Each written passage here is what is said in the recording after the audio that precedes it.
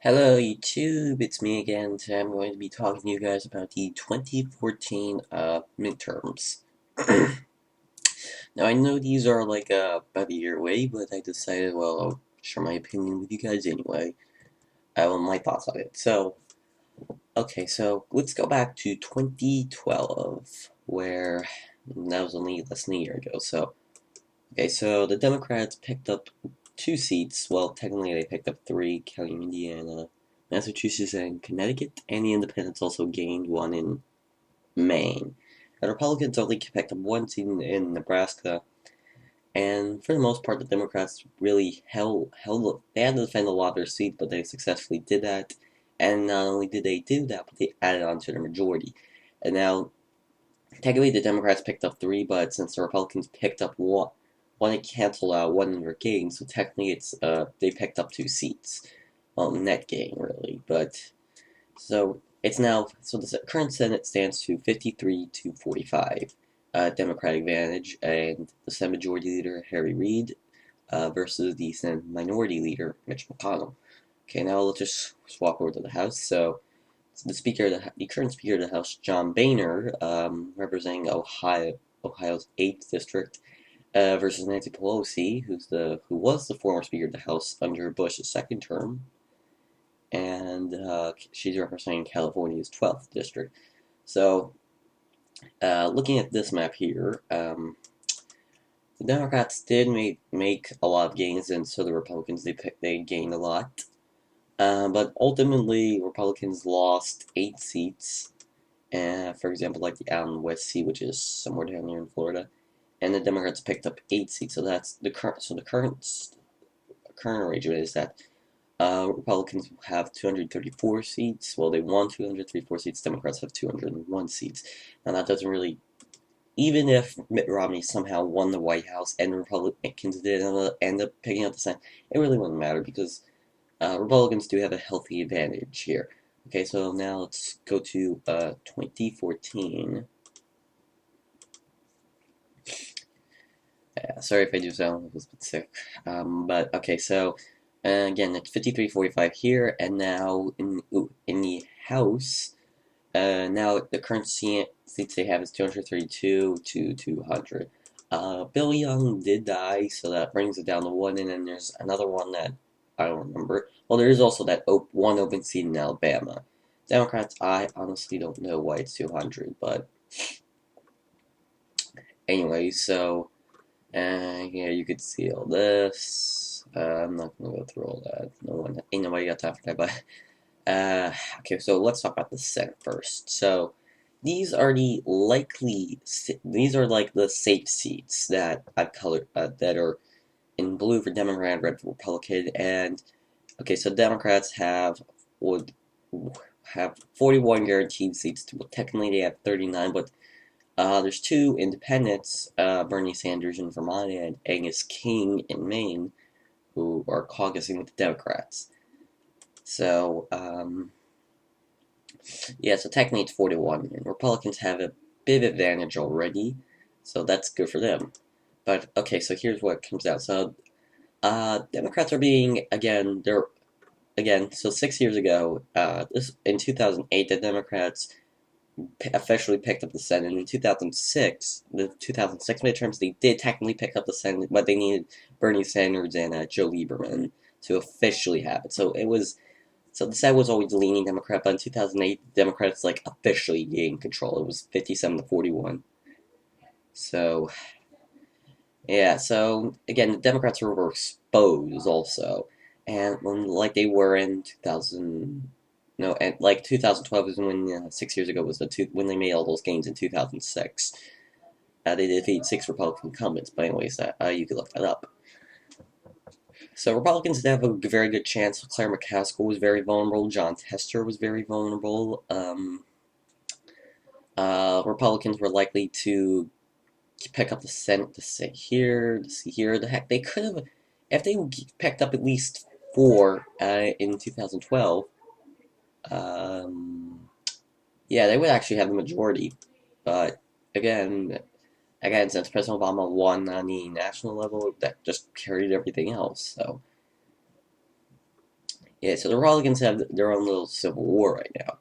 So, okay, so now these are the likely, according to this model, this is the seats that are like kind of looking like they're going to go for the Republicans. Okay, so let's start with the Republican holds and the Democratic holds. So in Georgia, where Saxby Chambliss is retiring, that's leaning Republican. There's a tough Democratic contender there, and the Republicans did find a good amount of. They did find some good candidates, so I think that's going to be a big brawl in Georgia.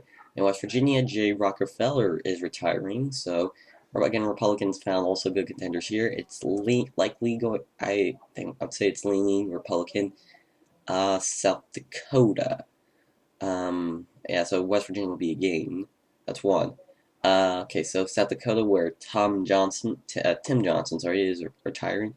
He's not running for re-election. Neither is Jay Rockefeller. So again, there's like, I no, there's a businessman from the Democratic Party, and there's also there's a former governor. There's a whole bunch of candidates.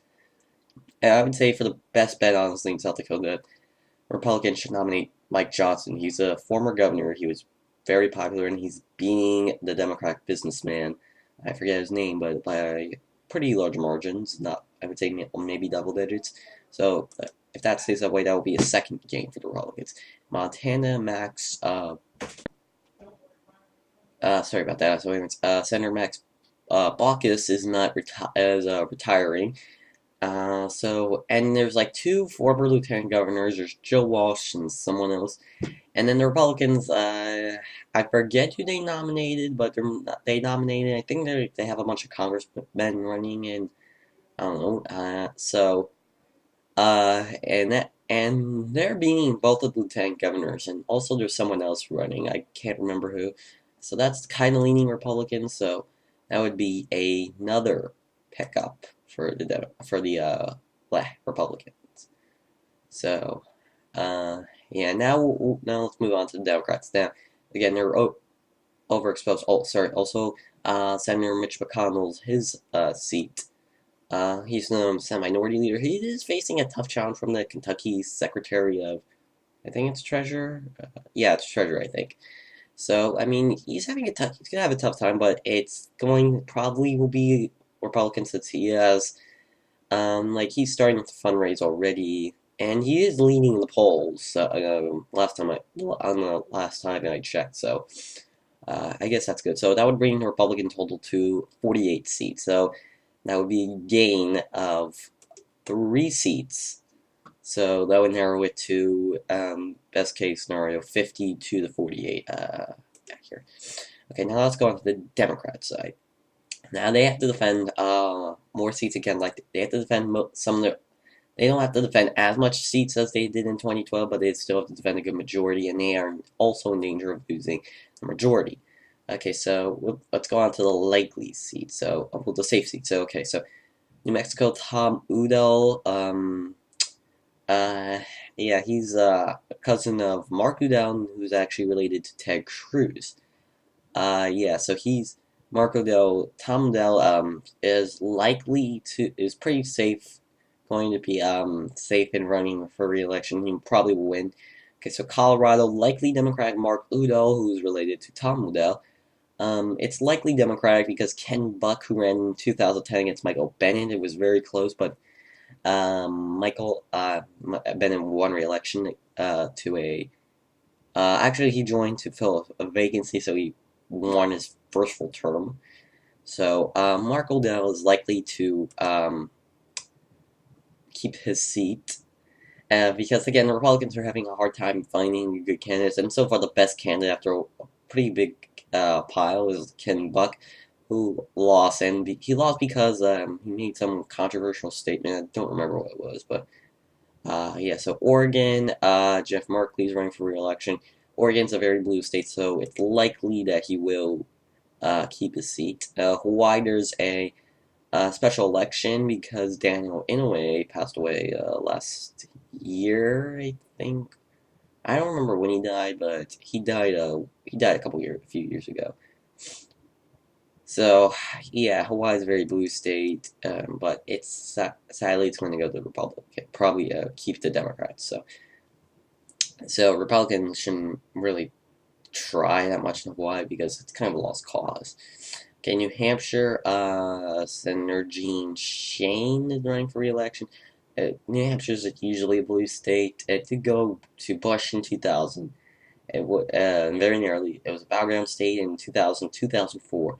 It was one under Obama by under 10%. So you can technically it was a battleground state, but not really. And in 2012, it was a battleground state, and Obama won it by 5 points. So I would say it's likely to go to the Democrats are likely to keep that. Okay, so now the leading seats. Also, Al Franken, who narrowly won his seat, it's shaping up to be not as close. So it's the bluest state, one of the bluest states in the country. So he's likely to do that. Okay, so now it's 46 to 48. Okay, now here's the leaning Democrat seats, where Republicans need to spend a lot of time on. Okay, so North Carolina, Kay Hagan, she did vote for Obamacare. Now the whole rollout, if you like your plan, you could keep it.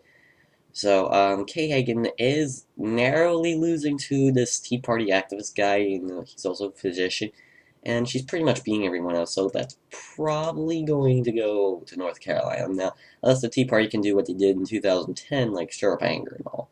And then, well, that could happen. Okay, so Michigan, Senator Carl Levin is retiring. So, Michigan is a usually blue state, so that's going to be tied. Tom Harkin, he's retiring. There's another Democrat, sorry. Tom Harkin, he's retiring, so there's a strong Democrat contender there, so I think he's going to win. And Louisiana, where, so there's Senator Mary Landrieu, who is, I don't think I said her name right, but anyways, she's running for re-election. She is having a bit of a challenge, but most likely most probably she will win. So that's 50-48. Now, according to the Senate, Wikipedia never lies, 51 seats are needed for majority. The Democrats will have 50. They're just one seat shy. So if you're looking at this map, yeah, so, okay, so if you're the Democrats and Republicans, like we were saying, okay, so what's left? So there's two purely toss-up states. So it's in Arkansas where Senator Mark Pryor is running for his re-election, and Senator Mark Begich is running for his re-election. Now, there's strong Republican contenders against two fairly popular Democratic senators. Now, I don't live in Arkansas or Alaska, so I can't say if they're popular or not. But correct me if I'm wrong. But anyways, incumbents usually are very hard to replace since you can raise money whenever you want. People know you a lot better than they would than a challenger would. Especially the challenger very little known and you're very popular. So with your people. Now these are both Republican states. They voted for Bush twice. They voted for John McCain in 2008, and they voted for Mitt Romney in 2012, and they're likely to go to the Republicans in 2016. So, yeah. So, anyways, again, these states went to Romney into the. Oh, they were likely to go to the Republicans in 2016. So, there's a huge advantage I get for the Republicans, and there's going to be headwinds against the Democratic incumbents running there.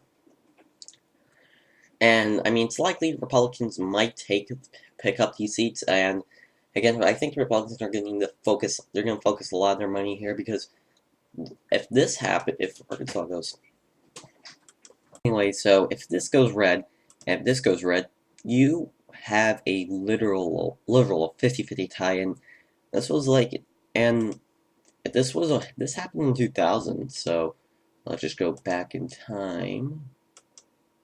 6 to 04, 02. Oh, no, that's 02. Yeah, there was a 50-50 tie. So, again, there's going to be a lot. Again, now, technically the Democrats have 48 because two independents are caucusing with them. And so really, And if it is a literal 50-50 tie, both independents caucus with them, and the vice president will have to vote on everything. I'm pretty sure Biden won't want to do that. So, yeah, I think there's going to be a lot of pressure on the independents to caucus with the Republicans since they want the majority so badly. But you know the whole nuclear option, Mitch McConnell vowing revenge. That's a whole new story, another story. But anyways, so yeah, there's gonna be Angus Kings, who's the independent from Maine, said he won't rule out caucusing with Republicans if they gain the majority. So I think there'll be a lot of pressure on Angus King to caucus with Republicans. But again, I don't know if the Republicans will actually let him. But he again, the Republicans are doing well in the states that are Republican, but my advice to them is that they need to focus on states like Louisiana, North Carolina, Virginia, New Mexico, Iowa, Michigan, and New Hampshire, because those are winnable states, and for them, and like Virginia is a red state, and Mark Warner voted for Obamacare, so Republicans are hurting there. New Mexico, um, Republicans should contest that. They should also fight against Mark Udall. Again, the problem is that they don't have strong candidates. So yeah, but anyways, yeah. So those are my predictions. Leave your thought below, and yeah, the next what we'll cover is the House races. So yeah, bye.